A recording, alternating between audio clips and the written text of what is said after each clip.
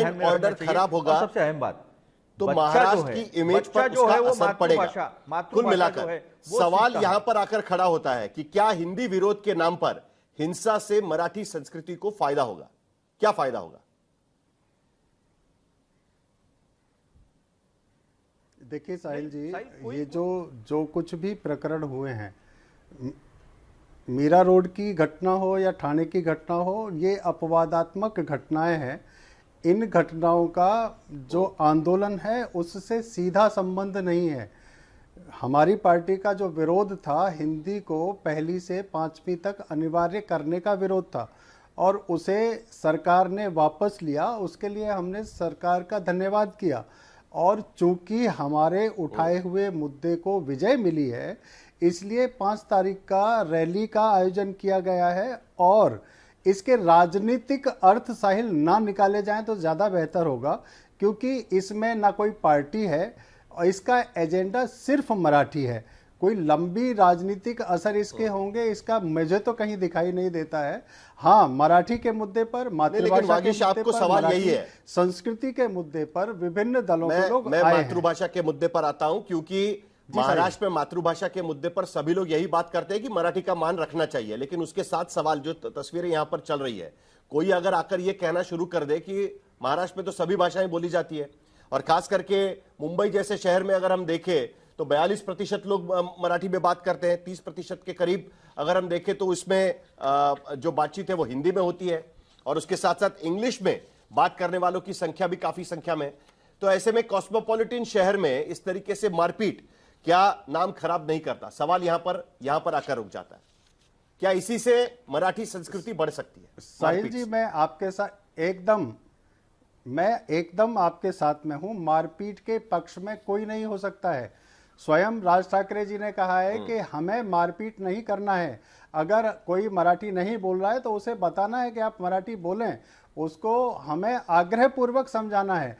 और दिक्कत पता है साहिल भाई कहाँ होती है कि कोई 30 साल से यहाँ रह रहा है, अपनी दुकान चला रहा है, अपना व्यापार कर रहा है, और वो ये कहे कि मैं हिंदी नहीं बोलूँगा, मुझे तो सिर्फ अपनी भाषा में बात करनी है, मैं मराठी में मुझे बात ही नहीं करनी है। तब तकलीफ होती है, तब लोगों को गुस्सा आता है, और तब इस तरह की अप्रिय घटनाएं घटती हैं जो नहीं घटनी चाहिए। हम में से कोई भी इस तरह की तो ये मारपीट का आदेश दिया गया था नहीं या है, ये अपने आप कर रहे थे? सामने से मारपीट का जो कुछ भी हुआ है, स्वयं स्फूर्त कार्यकर्ता और कुछ अति उत्साही कार्यकर्ता होते हैं, आप जानते हैं, उनका कंट्रोल बहुत देर के बाद में होता है। राज साहब ने बाद में स्वयं सभी को आदेशित किया है कि इस तरह की मारपीट की घटनाएं ना हो, और राज साहब के कहने के बाद इसको नियंत्रित किया गया है। ये बहुत अच्छी देवेंद्र बात है। फडणवीस कह रहे हैं कि इस तरीके की घटनाएं बर्दाश्त नहीं की जाएगी। ही नहीं,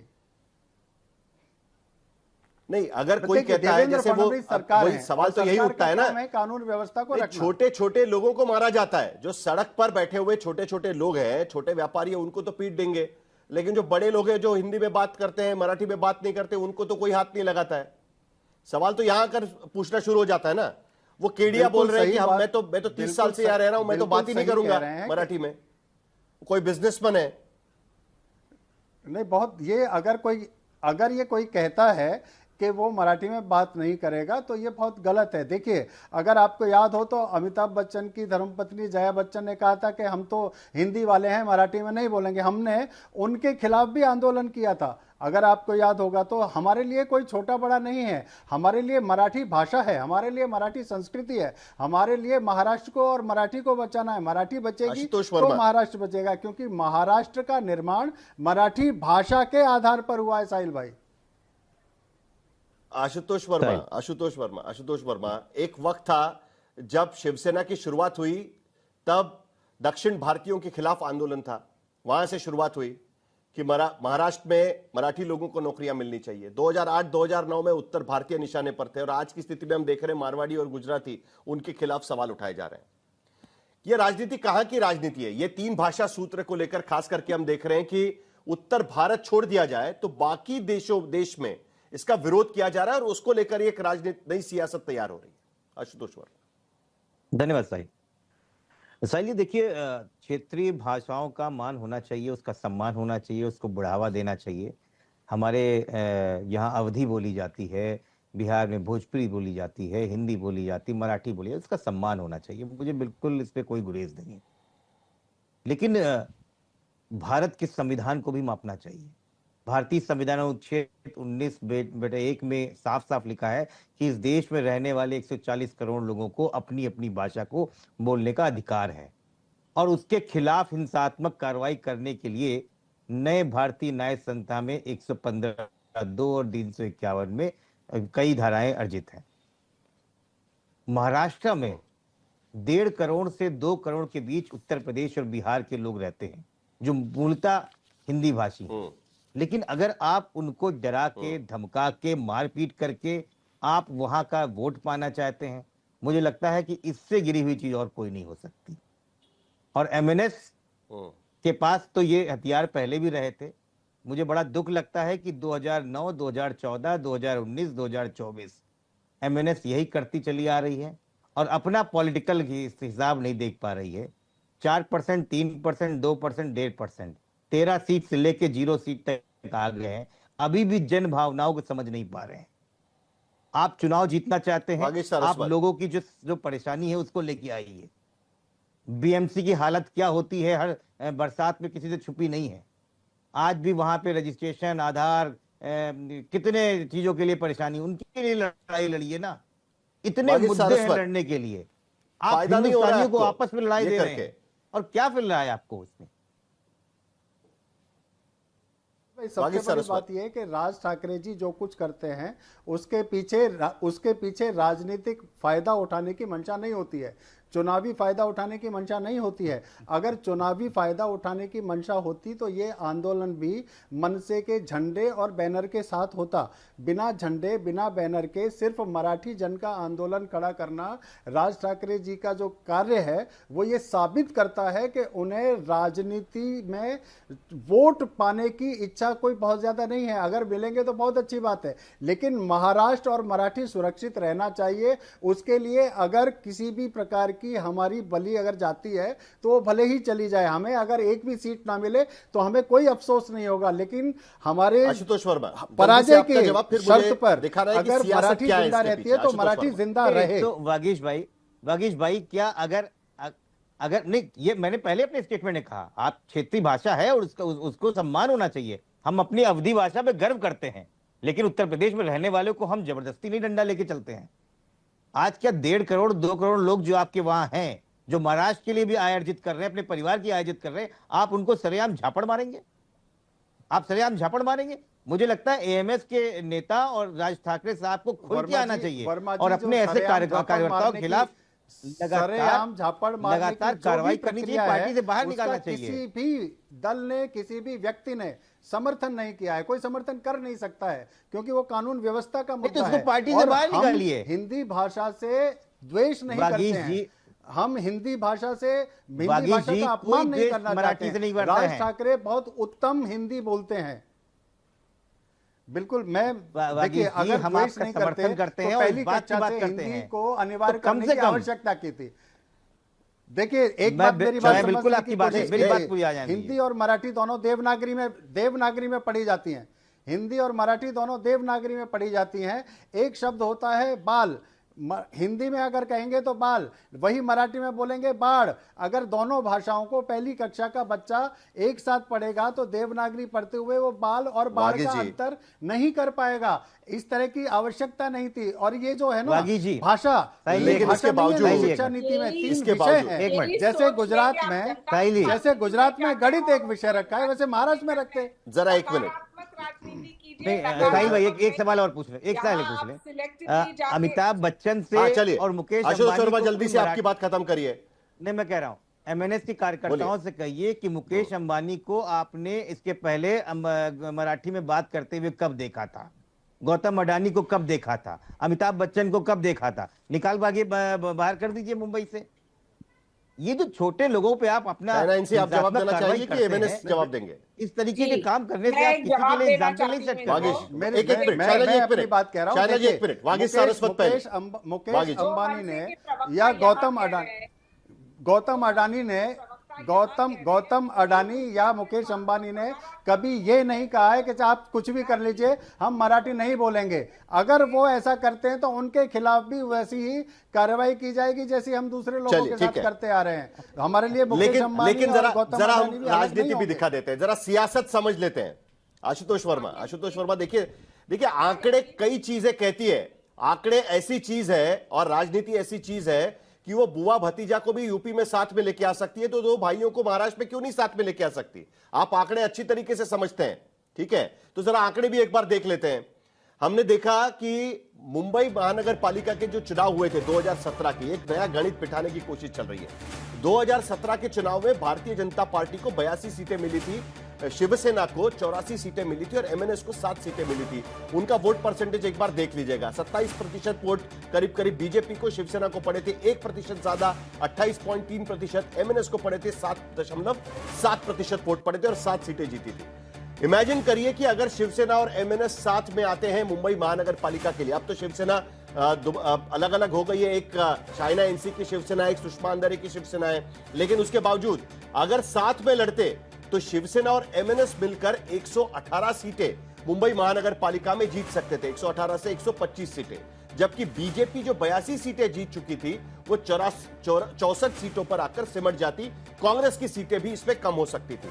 तो कहीं ना कहीं सुषमा अंधारे ये भी गणित पीछे चल रहा है, क्योंकि जिस तरीके से लोग देख रहे हैं कि राज ठाकरे और उद्धव ठाकरे, बाला साहब ठाकरे की सियासत किसके पक्ष में जाएगी, इस मुद्दे को लेकर एक दूसरे से जुदा हुए थे।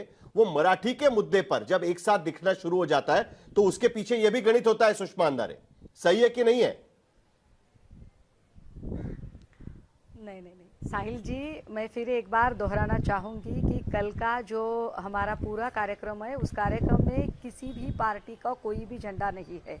अगर हमें दलगत राजनीति करनी होती, या आप जिस तरह से कह रहे हैं कि नगर निगम के चुनाव को सामने रखते हुए यह कोई एक पॉलिटिकल गेम या कोई एजेंडा चलाया जा रहा है, तो शायद कल के प्रोग्राम में हम हमारे बैनर पर भी पार्टियों के नाम वगैरह कर सकते थे, किंतु ऐसा नहीं हुआ। और एक बात मैं आपको याद दिला दूं, जिस दिन पीसी लेकर देवेंद्र जी और उनके 2 साथियों ने यह उद्घोषणा की कि हम इस जीआर को वापस ले रहे हैं, उस दिन भी ना उद्धव साहब ने ना मनसे के सुप्रीमो ने, दोनों में से किसी ने भी अपने ट्वीट में, अपने स्टेटमेंट में कहीं भी नहीं कहा कि इसका क्रेडिट हमारा है।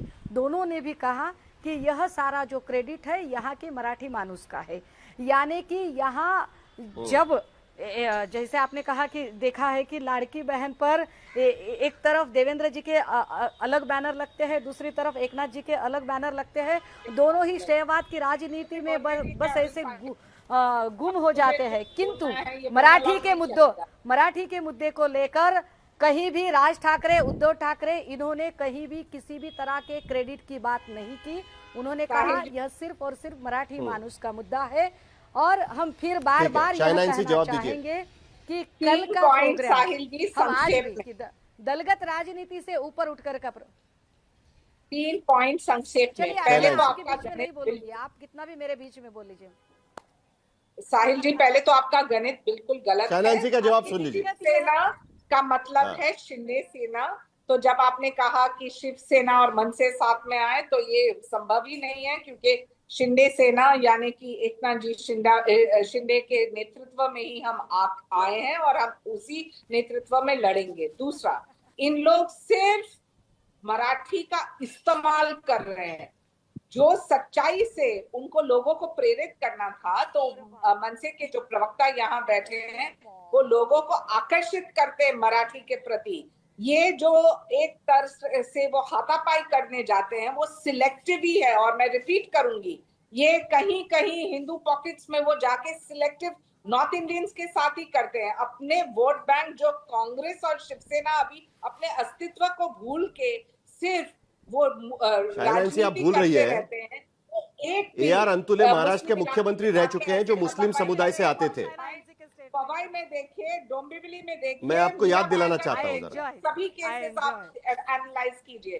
तब आपको पता चलेगा कि सच्चाई कौन है मराठी के साथ, मराठी अस्मिता ठीक के है। साथ, अब मैं बताऊं? मातृभाषा सुषमा के अंदर साथ आप जवाब और कौन देंगी दोनों या वागिश करते हैं। सारस्वत जवाब देंगे? अब मैं बताऊं? में उनको उजागर चलिए, करते हैं। दूंगी। हाँ, यस। ढोंग कर रहे हैं सुषमा मुझे अंदर जवाब देना पड़ेगा आप इस मुस्लिम पर। इलाकों में जाके क्यों नहीं पूछती है कि आप संक्षेप में- मराठी में बात करोगे कि नहीं संक्षेप में करोगे? मुझे- स्पेसिफिक सवाल पूछ रही है वो शायना इनसे। हाँ। जवाब दीजिए। चलिए, पहली यस बड़े स्पेसिफिकली बताना चाहूंगी कि जो बोल रही है कि हम एकनाथ शिंदे जी के नेतृत्व में करेंगे, तो वो याद रखें कि कल को ऐसा हो सकता है कि एकनाथ शिंदे को भी शायद डिच किया जाए और उदय सामंत सारी कमान थाम ले, तो आपको उदय सामंत के नेतृत्व में काम करना पड़ेगा। पहली बात। दूसरी बात यह है कि हम कहीं भी किसी भी मुद्दे को लेकर सिलेक्टिव नहीं होते हैं। और तीसरी बात हम आपको बता दें, और तीसरी बात हम आपको बता दें, और आखिर में। तीसरी बात यह है, शाइना जी, मैंने आपका शांति से सुन लिया है, मुझे मेरा चलिए। आखिरी स्टेटमेंट शाइना जी सुन लीजिएगा।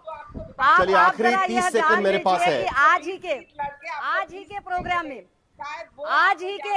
ही के प्रोग्राम में, आज ही पूना के प्रोग्राम में एकनाथ शिंदे जय गुजरात जहां कहते हैं, आज है। ही के प्रोग्राम में जहां एकनाथ अतुल लोंढे, शिंदे जय आखिर के गुजरात 30 कहते सेकंड मेरे पास वहीं बचे हैं। पर यह समझ में आता है कि क्या शिवसेना और एमएनएस साथ में आने के लक्षण आपको दिख रहे हैं? एमवीए के लिए खतरा हो जाएगा? जल्दी से। नहीं, हमें कोई खतरा नहीं है। शिवसेना, लेकिन यहाँ पर यूबीटी और भाषा की एमएनएस बात साथ हो में रही है, आने की इनको उम्मीद है। भाषा से कोई लेना देना नहीं है। ये नहीं, वो अभी दो भाई है, दो चर्चा कर रहे हैं, वो आए तो अच्छी बात है, हमें कोई उनसे तकलीफ होने की जरूरत नहीं है। लेकिन मैं एक यहाँ मुद्दा रखना चाहता हूँ कि बीजेपी जो अस्मिता के विषय करती है, हिंदू मुसलमान करती है, अभी भाषा पे आती है, नॉर्थ और साउथ करती है। इसका उदाहरण देता हूँ मैं।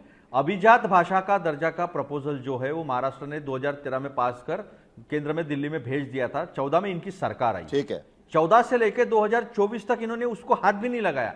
लेकिन जैसे महाराष्ट्र का चुनाव आया, इन्होंने वो अभिजात दर्जा दिया। हमें बहुत खुशी है।